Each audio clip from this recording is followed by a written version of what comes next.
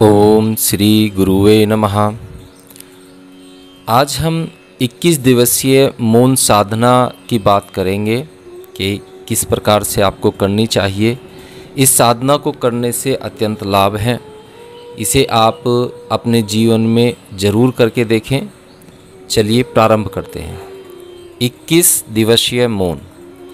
21 दिन के पूर्ण एकांत और मौन में गहरे ध्यान के विशेष प्रयोग काल में साधक को किन नियमों का पालन करना चाहिए। प्रत्येक दिन अवश्य स्नान करना चाहिए और श्वास पर सतत ध्यान रखे। न पढ़े, न लिखे, न चिंतन ही करे, क्योंकि पढ़ना लिखना प्राण शरीर के द्वारा संपन्न नहीं होता है। यह क्रिया मनस शरीर यानी कि मेंटल बॉडी के द्वारा स्पंदित होती है और ऊर्जा को दूसरी दिशा में प्रवाहित कर देती है। टहलने के लिए जा सकते हैं, क्योंकि टहलना प्राण शरीर का हिस्सा है। इसलिए अगर प्राण शरीर अस्वस्थ हो तो तुम टहलना पसंद नहीं करोगे। सभी शारीरिक क्रियाएं प्राण शरीर से संबंधित हैं। वे प्राण शरीर के द्वारा ही संपादित होती हैं। इसलिए इस प्रयोग अवधि में देखने में भी संयम बरतना चाहिए, कारण कि देखने की सारी क्रिया प्राण शरीर के द्वारा स्पंदन नहीं होती है, बल्कि मनस शरीर के द्वारा स्पंदन होती है और फलस्वरूप देखने में हमारी शक्ति गलत दिशा की ओर बहने लगती है।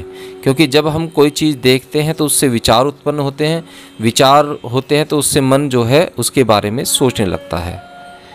घूमने के लिए जाओ तो आंखें अध खुली रखी हो, वो जो है आधी की आधी खुली और आधी बंद हो, क्योंकि अध खुली आंखें रास्ते के अलावा और कुछ भी नहीं देख सकती। नई उत्तेजनाएं हो तो ही विचार प्रक्रिया संभव हो सकती है। नजरें जो है वो अपनी झुका के चलनी है। 6 कदम से आप आगे का ना देखें। अगर इंद्रियां हमेशा ऊब में हो, अकेलेपन में हो, तो सोच विचार संभव नहीं हो सकता। इसलिए विषय परिवर्तन पर दृष्टि मत रखो, क्योंकि वह विचार को उकसाता है।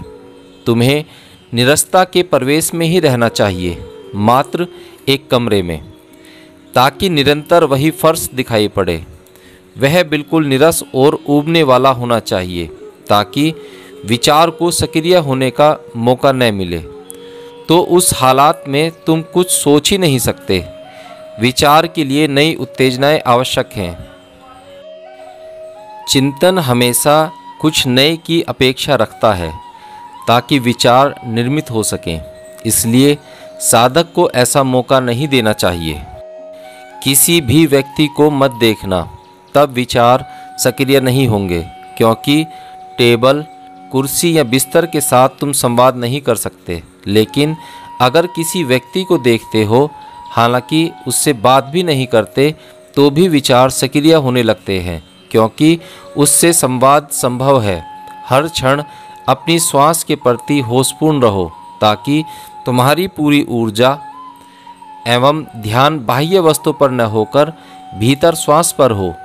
चाहो तो टहलने के लिए निकल सकते हो, लेकिन तब सिर्फ टहलना ही और कुछ मत करना।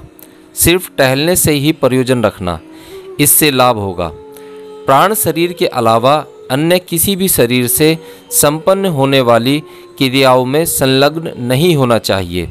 दिन में 1 या 2 बार स्नान कर सकते हो, वह प्राण शरीर से ही संबंधित है। हर चीज़ को ध्यानपूर्वक साक्षी भाव से देखते रहो। तुम टहलने के लिए निकले हो या चाय पी रहे हो, उन्हें साक्षी भाव से देखते रहो। जैसे नदी में पानी बहता रहता है और व्यक्ति किनारे पर बैठता हुआ उस पानी को जाते हुए देखता है, ऐसे ही तुम अपने विचारों को देखते रहो। पूर्ण रूप से साक्षी भाव रखो। इन 21 दिनों में बहुत सी घटनाएं घटेंगी, इसलिए थोड़ा इस संबंध में भी समझ लेना अच्छा होगा। प्रथम सप्ताह में अगर बहुत कम नींद की आवश्यकता महसूस हो तो चिंता ना करें। यह संभव है, क्योंकि सोचने विचारने में यदि बहुत सारी क्रियाओं को तुम असाधारणतः किया करते थे, अब छोड़ दिया है। श्वास पर निरंतर ध्यान से इतनी ऊर्जा का जन्म होगा कि लंबे समय तक आलस्य में नहीं रह सकते हो। तुम इतने जीवंत और प्राणवान हो जाते हो कि नींद बहुत कम महसूस होगी। अतः नींद आती हो तो ठीक, नहीं आती हो तो भी ठीक, उससे कोई हानि नहीं होने जा रही। इसके बहुत से कारण हैं। पहला, जब तुम श्वास पर ध्यान देते हो तो श्वास लयबद्ध हो जाती है और उस लयबद्धता से पूरा व्यक्तित्व संगीतपूर्ण हो जाता है। उस लयबद्धता से ऊर्जा का संरक्षण होता है। साधारणतः हमारी श्वास लयबद्ध नहीं होती है। श्वास की गति बड़ी ऊल जलूल एवं विक्षिप्त होती है और इस कारण ऊर्जा का व्यर्थ निष्कासन होता है। लयबद्धता और समस्वरूपता से ऊर्जा संरक्षित होती है और चूंकि तुम हर क्षण जागरूक हो, श्वास पर ध्यान देने में अत अल्पायु ऊर्जा का व्यय होता है, क्योंकि यह कोई काम नहीं है। श्वास पर ध्यान देने में तुम कुछ कर नहीं रहे हो, यह एक तरह की अक्रिया है, तुम बस होशपूर्ण हो। जिस क्षण तुम कुछ करने लगते हो, चाहे वह सोच विचार ही क्यों न हो, क्रिया सक्रिय हो जाती है और इससे ऊर्जा का अपव्यय होता है। 24 घंटे निरंतर श्वास पर ध्यान देने का अर्थ हुआ अति अल्प ऊर्जा का खर्च, ताकि अधिकतम ऊर्जा का संरक्षण हो सके। उससे तुम ऊर्जा का एक भंडार हो जाते हो।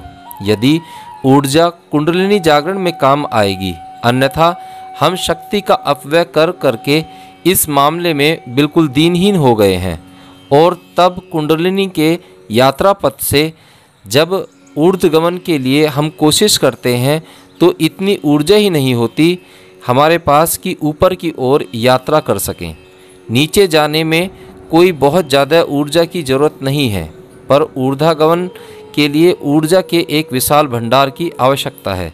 तभी ऊपर के लिए द्वार खुल सकते हैं, वरना नहीं।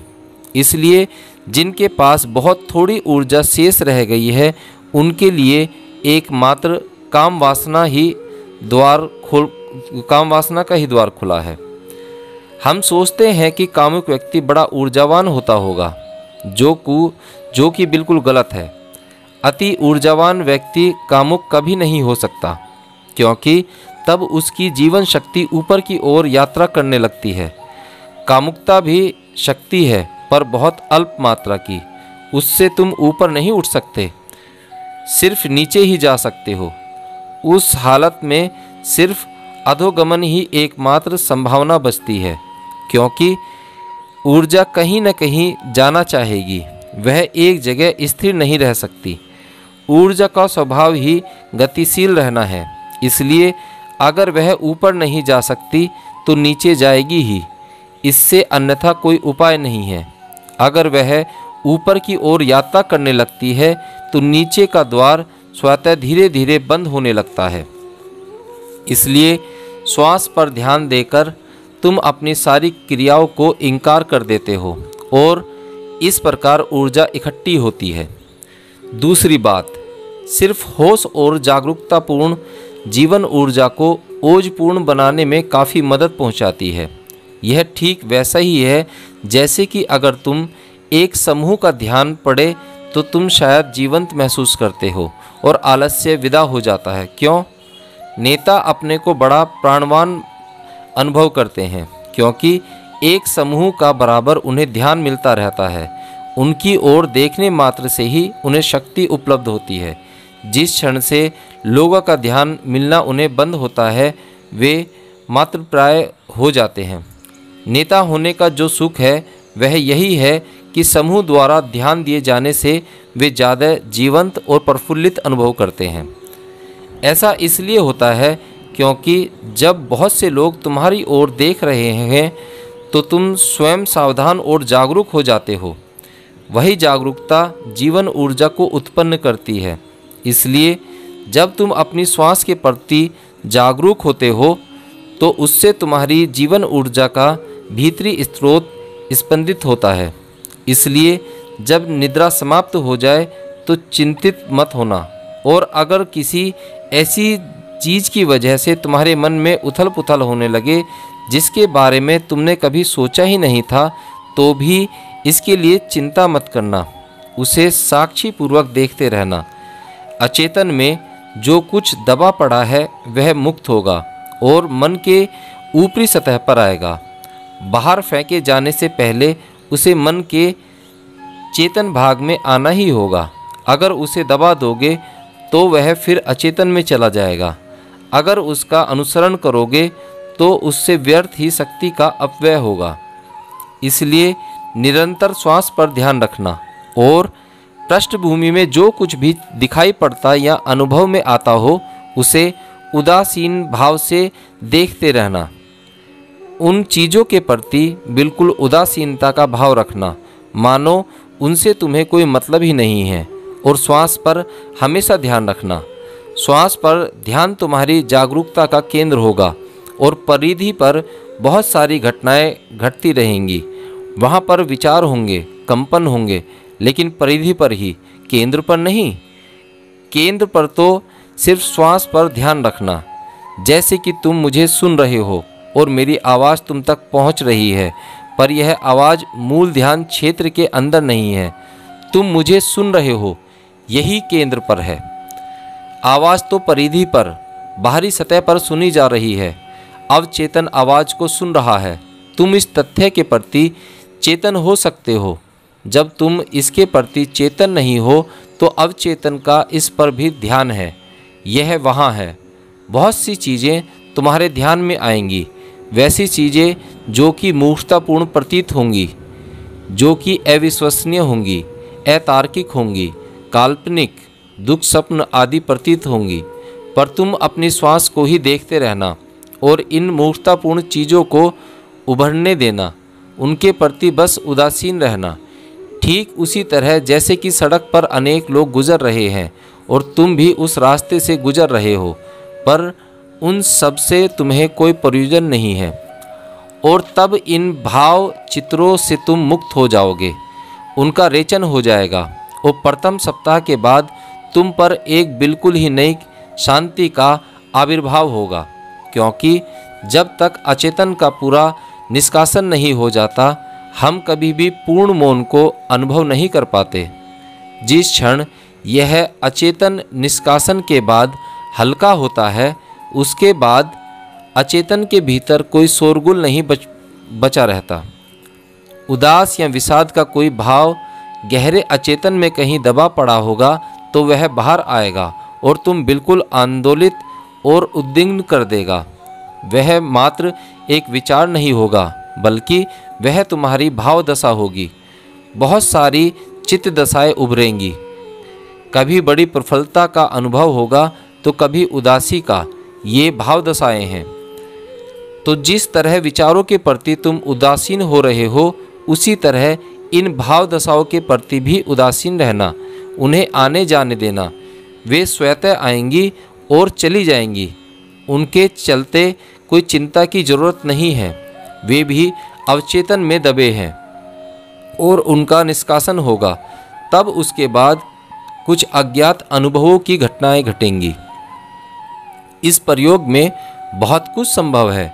हर व्यक्ति को अलग अलग अनुभव होंगे, लेकिन जो कुछ भी हो भयभीत मत होना। भयभीत होने की जरा भी आवश्यकता नहीं है। उदाहरण के लिए तुम्हें अनुभव हो सकता है कि तुम मर रहे हो और अनुभव इतना तीव्र और स्पष्ट प्रतीत होगा कि और दूसरी कोई संभावना ही नहीं दिखाई पड़ेगी। उसे समग्र भाव से स्वीकार कर लेना।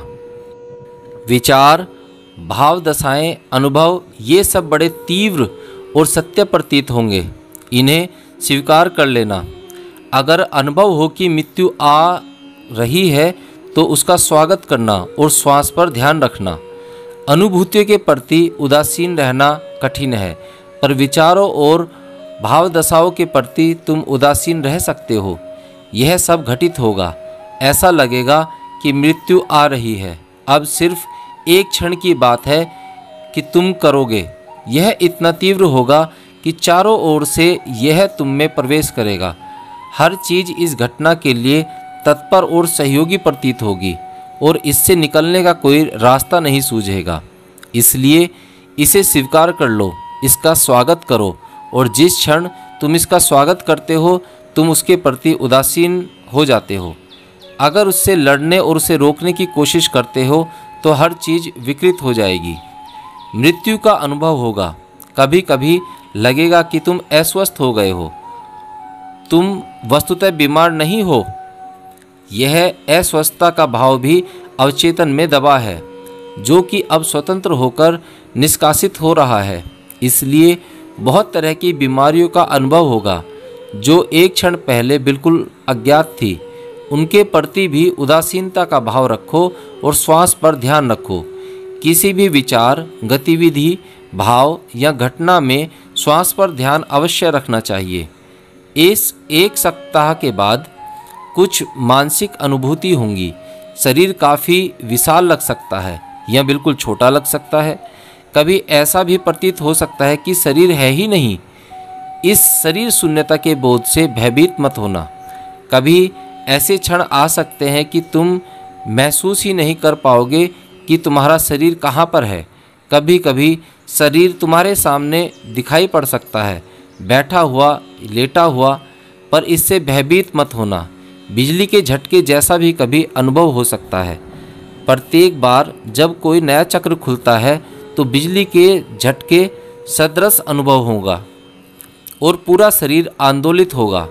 इसमें कभी बाधा नहीं डालना, बल्कि इन प्रतिक्रियाओं के साथ सहयोग करना। इनमें अवरोध पैदा करने का अर्थ होगा कि तुम स्वयं के विरोध में चले गए हो। कंपन, झटका, बिजली का झटका, गर्मी, ठंडक, कुछ भी चक्रों पर अनुभव हो, उनके साथ सहयोग करना। तुमने स्वयं उन्हें आमंत्रित किया है, इसलिए रुकावट मत डालना, नहीं तो तुम्हारी ऊर्जा व्यर्थ के अंतर संघर्ष में उलझ जाएगी।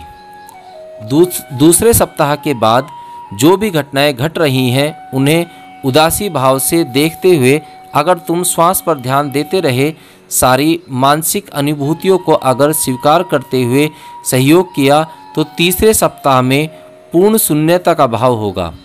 मानो हर चीज़ मिट गई हो, अनस्तित्व में समा गई हो, सिर्फ शून्यता ही शेष रह जाएगी।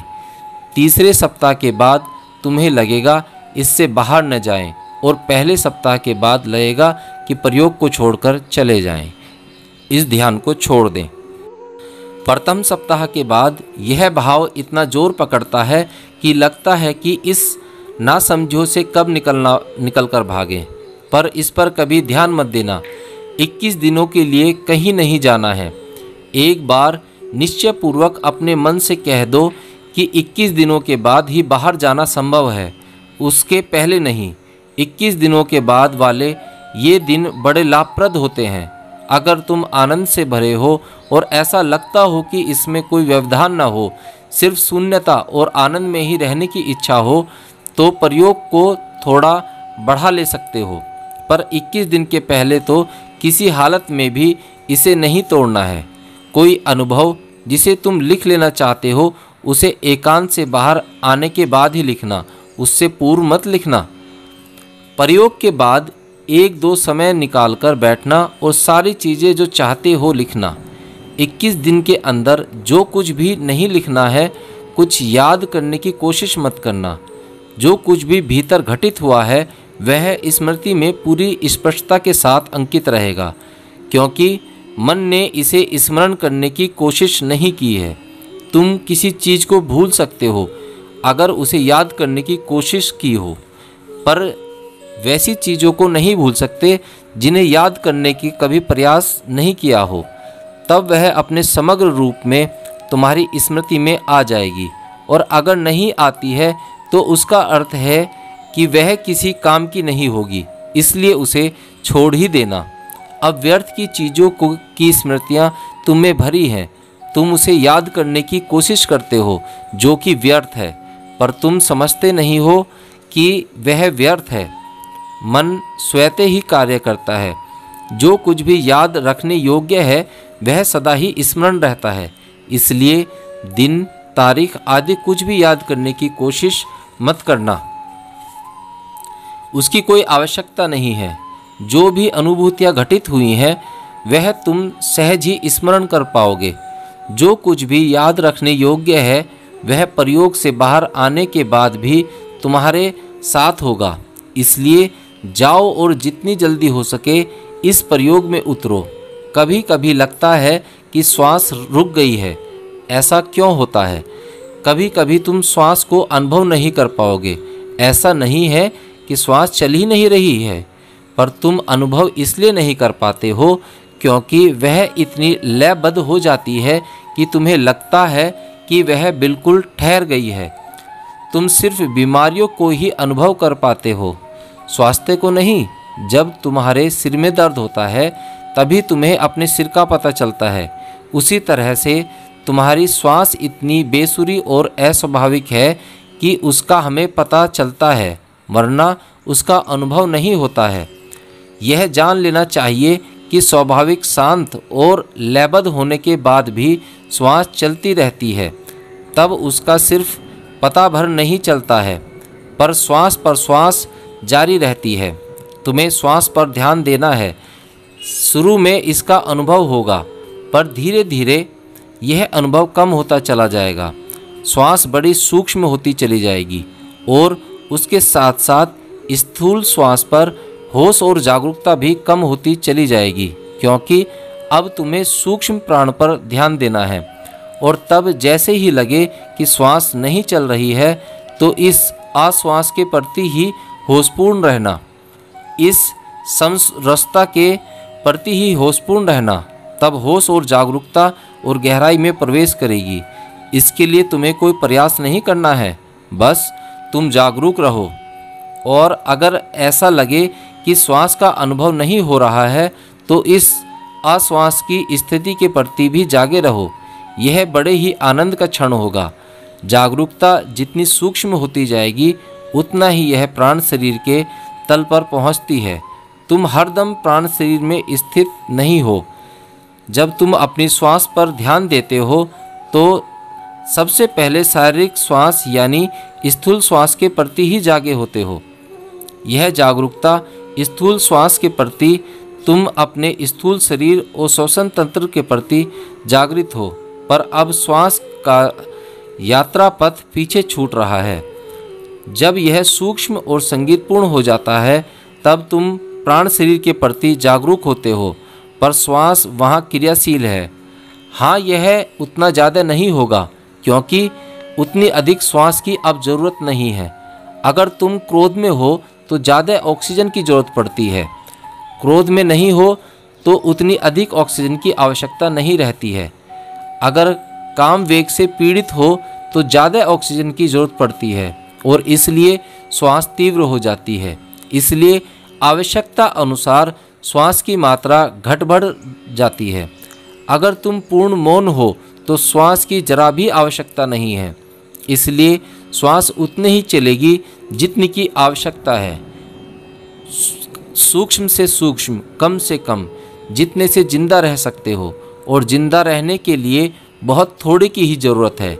इसलिए इस स्थिति को समझ लो। तुम्हें एक स्थिति का पता था जब श्वास का अनुभव होता था। अब एक दूसरी स्थिति के प्रति चैतन्य हो जबकि श्वास के चलने का अनुभव नहीं हो रहा है। जो भी स्थिति आए उसके प्रति जागरूक रहो। होश सदा ही मौजूद रहना चाहिए। अगर कुछ भी अनुभव नहीं हो रहा हो तो इस गैर अनुभव की स्थिति के प्रति भी जागे रहो। कुछ भी अनुभव नहीं हो रहा है पर उसका भी होश तुम्हें रखना चाहिए। तुम्हें सो नहीं जाना है क्योंकि यही क्षण है जिसकी तुम अपेक्षा कर रहे थे। अगर सो जाते हो तो वह सप्ताह बेकार गया। जो कुछ भी घटित हो उसके प्रति सचेत रहो। श्वास नहीं चल रही है उसके प्रति भी होश कायम रखो और पूर्ण शांति में श्वास का अस्तित्व प्राय नहीं रहता है, बल्कि थोड़े की ज़रूरत है और उतनी ही श्वास चलती है। मात्रा बहुत घट गई है और लयबद्धता बढ़ गई है, इसलिए श्वास का पता नहीं चलता। आप ये 21 दिन का मौन करके देखिए और फिर आपको कैसा अनुभव हुआ इस साधना का आप मुझे ज़रूर बताइए।